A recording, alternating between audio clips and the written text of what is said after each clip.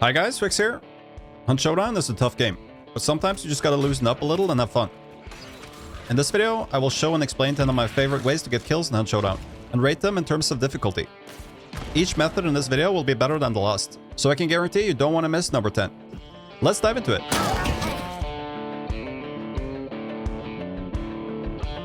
Number 1. Flare Pistol Barrel Kills. Red barrels in Hunt Showdown are highly explosive and will blow up when in contact with fire or various fused items such as decoy fuses, explosives, and flares. Because the flare pistol has longer range than most of these items, it is the perfect tool for the job. Keep an eye open for red barrels as you're traversing the maps so that you can position yourself accordingly to set up for the kill once you run into other players. Baiting players into the kill range is often the best way to go about it, so the more aware you are of your surroundings, the more likely you are to succeed. This method requires a certain amount of awareness, reaction time, and skill, but with some practice, you can consistently get these juicy barrel kills in your games when you bring a flare pistol. Difficulty level, medium.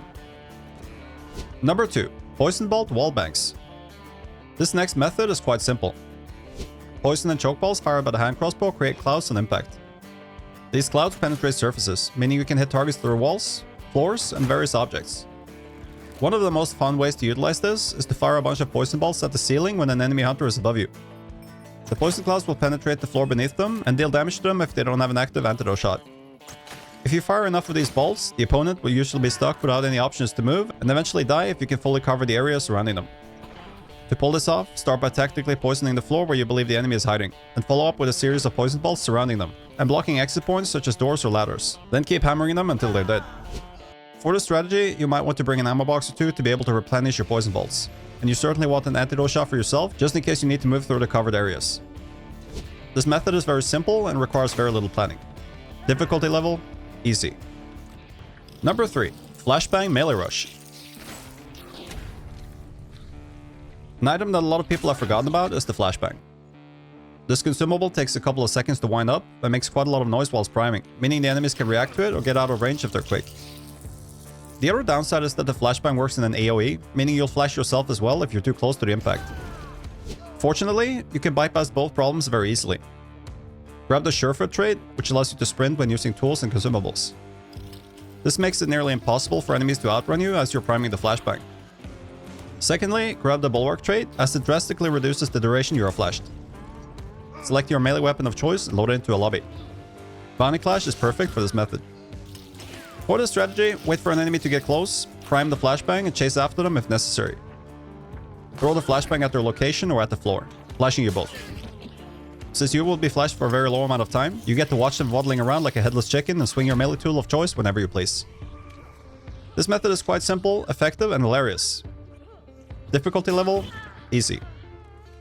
Number 4. Kamikaze Dynamite Strat. The next method is quite similar to the last one in that it also builds on the Surefoot trait. With this trait, you can sprint whilst cooking explosives, and you can probably already guess where I'm going with this. For this method, you want a big dynamite bundle, as it has a much larger blast radius than other explosives, and you also want to make sure you take the Necromancer trait if you're playing solo. This method is perfect for pushing into a boss lair or anywhere players are camping.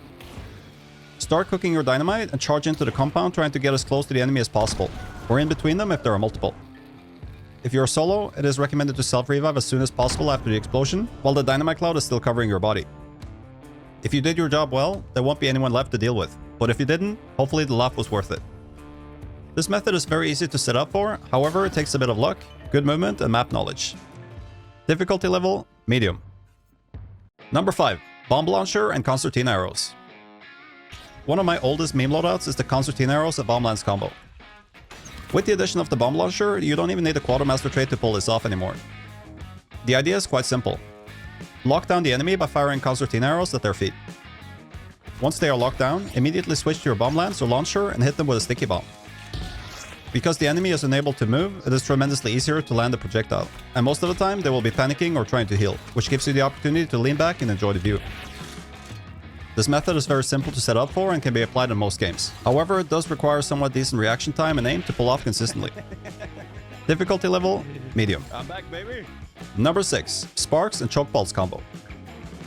The Sparks is one of the hardest hitting weapons in Hunt Showdown, dealing a whopping 149 damage with a shot to the torso.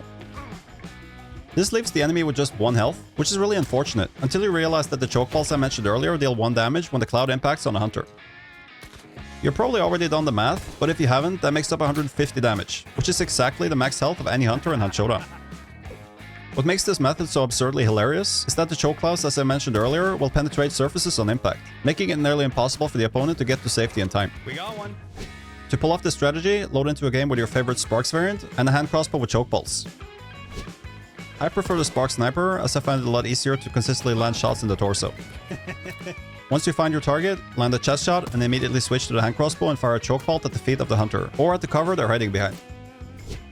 For even higher success rate, consider using poison ammo on the sparks to buy yourself more time to land a choke bolt, as the enemy will be unable to heal for the duration of the poison effect.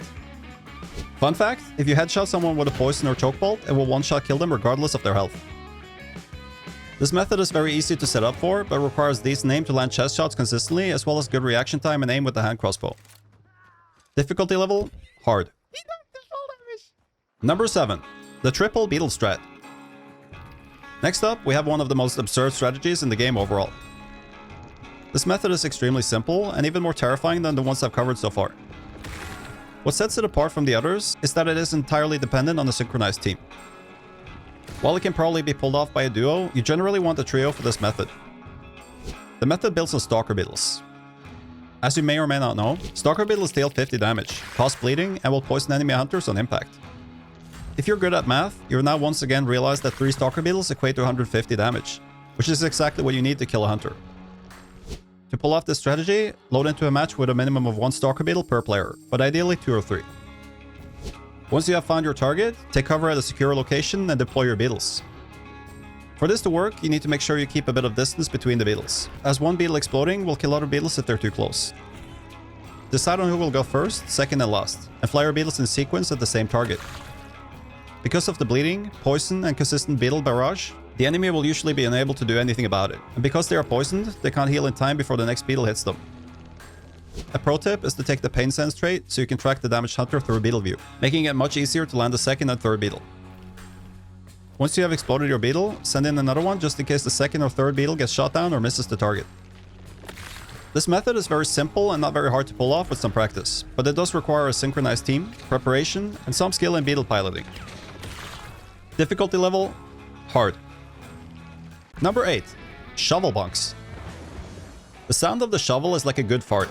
It's always hilarious no matter how many times you hear it. The shovel is a melee weapon that can only be found in-game, and once you pick it up, you will have to carry it with you to your destination, as it will be dropped if you switch weapons or select any tool or consumable item. The shovel will usually kill with a single overhead swing, and the ringing sound it makes is nothing short of perfection. This method is extremely simple. Find the shovel, locate your target, and charge. If you're smart about it, you can set up an ambush and wait for them to run into it, but for extra style points, it's always full send. There's hardly any more disrespectful way to get a kill in Hunt Showdown than a good shovel bonk, which is why it's so hilarious. This method is very straightforward and requires no preparation. However, movement and positioning is key. Difficulty level, hard. Number 9. Satchel Trip Mines. One of the most hilarious and evil meme strategies I've found so far is the Satchel Trip Mine. In fact, it's so hilarious that I dedicated an entire video to it a while back, so make sure you check that out after this one. I'll leave a link in the description. The Dark Dynamite Satchels are essentially a big dynamite bundle that you can place on surfaces and blow up remotely through dark sight. That is the intended use anyway. For this strategy, we create a makeshift claymore by placing a Dark Dynamite Satchel alongside an alert trip mine. When an enemy hunter runs into the trip mine, it will ignite the satchel and blow up anything in range, and trust me when I say it has a lot of range. This can be applied to any game and used tactically, or you can use it aggressively in Bounty Clash like I did in my video. Simply charge in first, and place as many satchel trip mines as you possibly can before the enemy hunters start charging in. Just make sure you back out from the blast radius before it's too late. This method is very simple and effective, but can be hard to pull off quickly when you're under pressure. Difficulty level, medium. Number 10. The Beetle Bomber Strat. And now for the grand finale. The absolute best way to get kills in Hunt Showdown. This method is once again based around beetles. For the best results, a Stalker Beetle is recommended, but Fire and Choke Beetles work as well. This method requires 2 players, precision, map knowledge, and timing.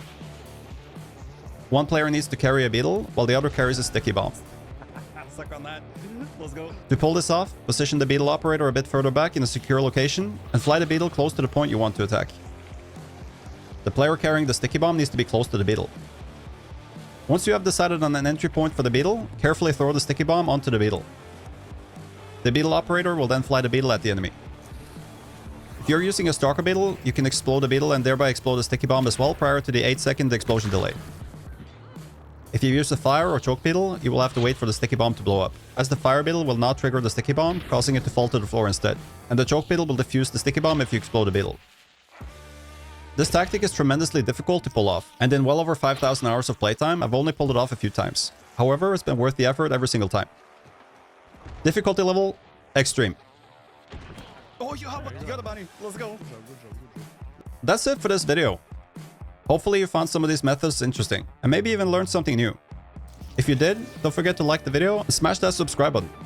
What is your favorite way to get kills in Hunt Showdown? Let me know in the comments, and until next time, I'll see you in the bite.